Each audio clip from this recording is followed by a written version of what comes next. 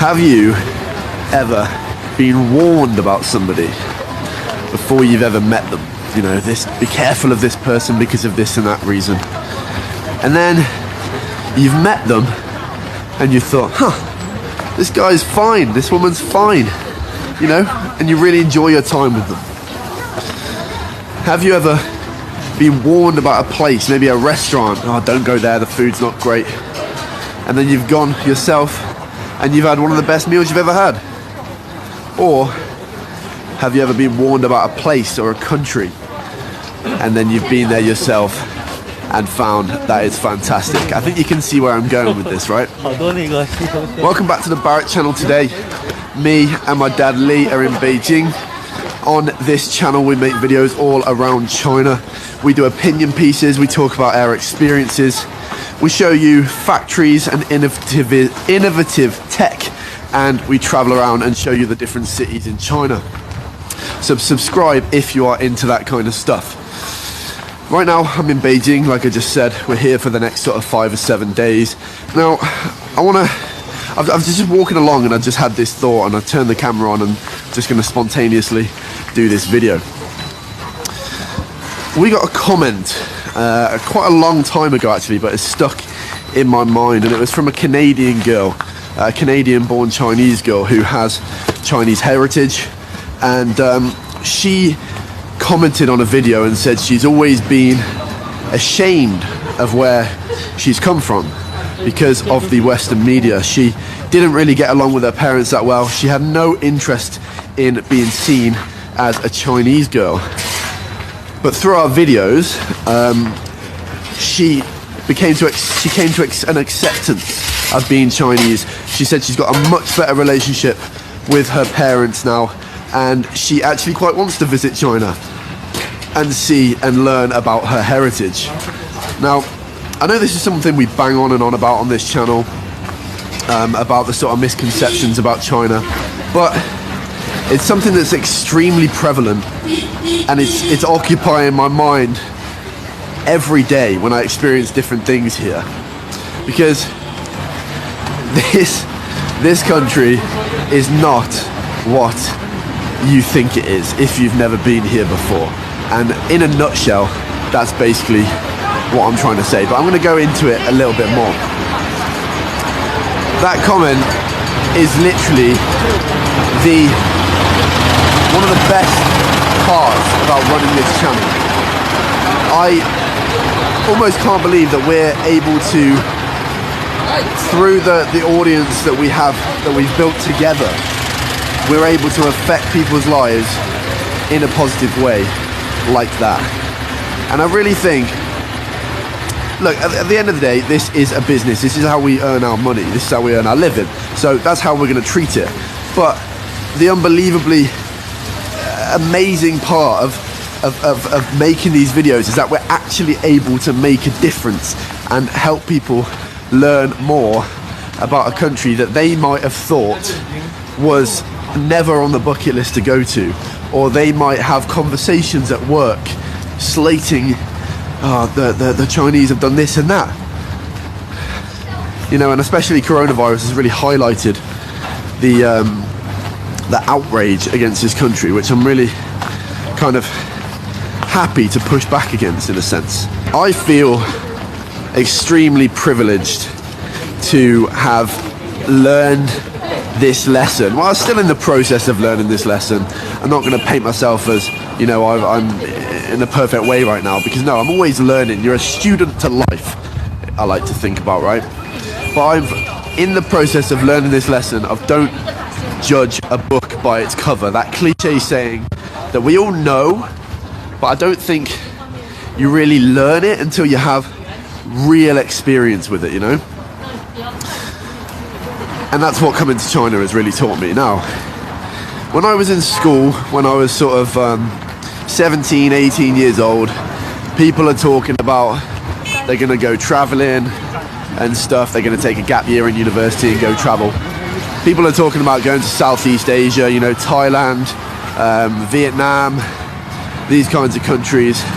I swear to God, I never once heard one person say or talk about that they're going to go to China, or even, it's not even a thought in most people's minds, which is incredibly sad, because this place has so much to offer.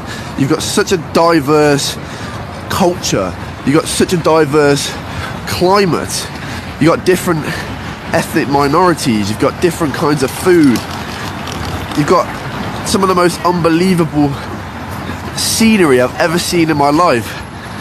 That's Qinghai I'm talking about there. But in a lot of people's minds, it's not even on the bucket list to visit. Now, don't you think... No, I don't know if I want to go down there, because I don't know if it leads to a dead end. It's kind of the thing with this Beijing. There's so many different hutongs, you can get lost, especially as a Waiguaran. Anyway, let's carry on. Now, one of my kind of, I guess you could say, philosophies is when I meet somebody new, I will try my very best not to have any preconceptions about that person that might change how I act with them.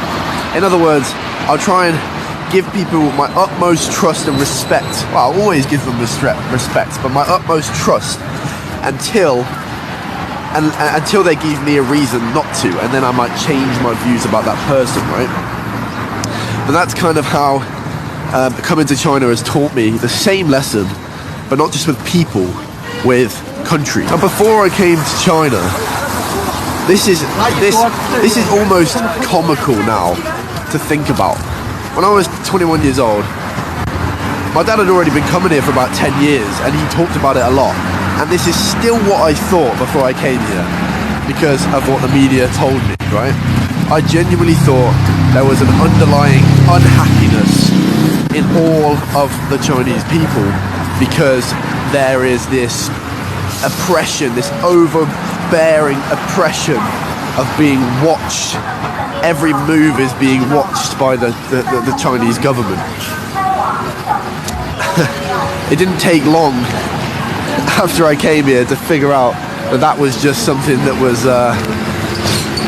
made up, you know, totally made up. But people who have never been here will always use this, yeah, but they can't criticize the government, which, yes, is true.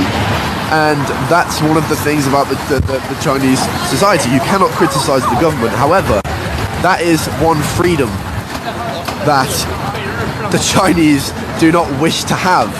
Actually, a lot of Chinese people that you speak to will find it quite funny that the Western world rave about that being something that's great, because they don't want to criticize the government, because they see that they're doing a great job, no?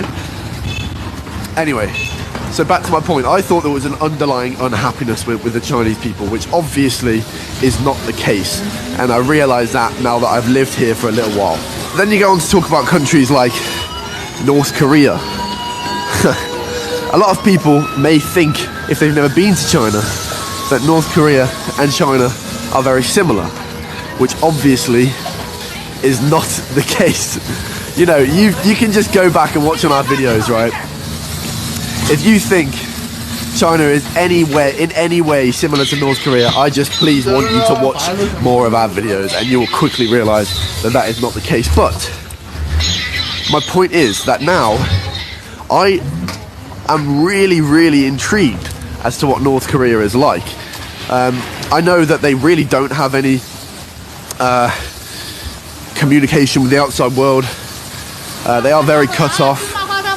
But I do think that it will open my eyes even more. A couple of people recently, a couple of other China YouTubers did a live stream with a girl who has worked in North Korea year after year for a few months. And she says, wow, it was totally different to what she thought as well. You know, she found that people actually are quite enjoying their lives, you know, because they know no different, you know. So people there are enjoying their lives. They're going about their day to day. They text, they chat, they, you know, go out with friends, and it's almost inconceivable. I can't get that concept into my mind, because all that's been drilled into me is that, you know, it's this dictatorship and X, Y, and Z.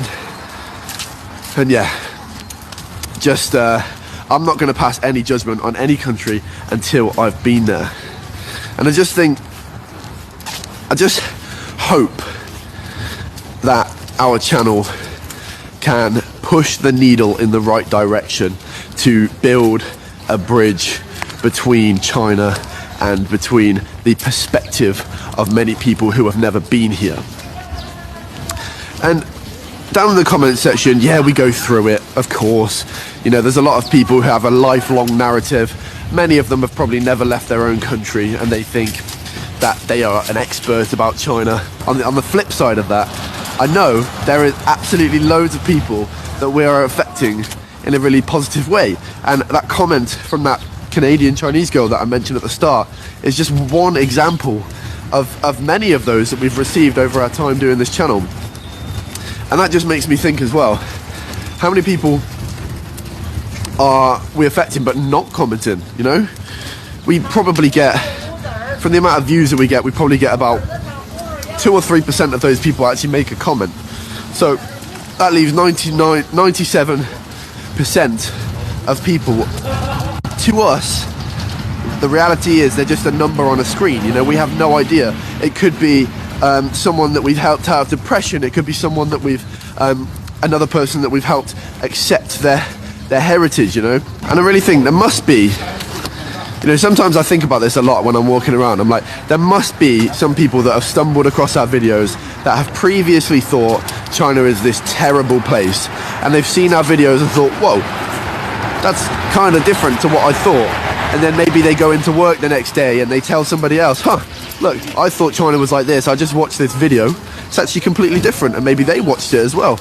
And I really think, like, it's like an analogy that I think about is, if you drop a rock into a pond, it makes ripples, you know.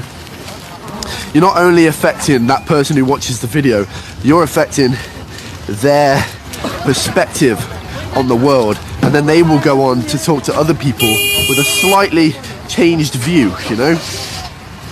Anyway, I feel like I'm getting a little bit on a rant here. I really hope you're following me. Do let me know if you're understanding me, or I'm completely not making any sense, because sometimes I make sense in my own mind, but to articulate it into language can sometimes be a little bit more challenging. I just want to wrap this up by saying I feel very blessed to be in a position where I now see the other side of what I always believed, and I just hope that more people can do the same. I think traveling is obviously an education in itself. You know, it's like going to a university, but rather than academic, it's like real life experience.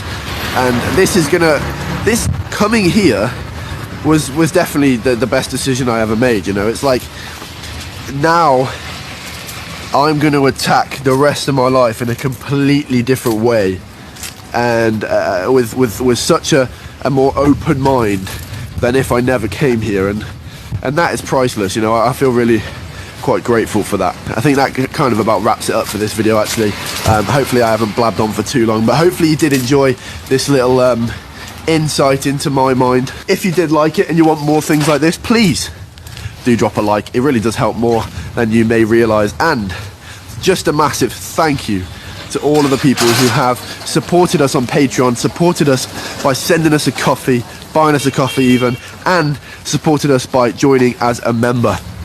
It really does, you know, allow us to get this message out there more and work on this full time like we are. But anyway, I'll stop rambling. Until next time, everybody, for now.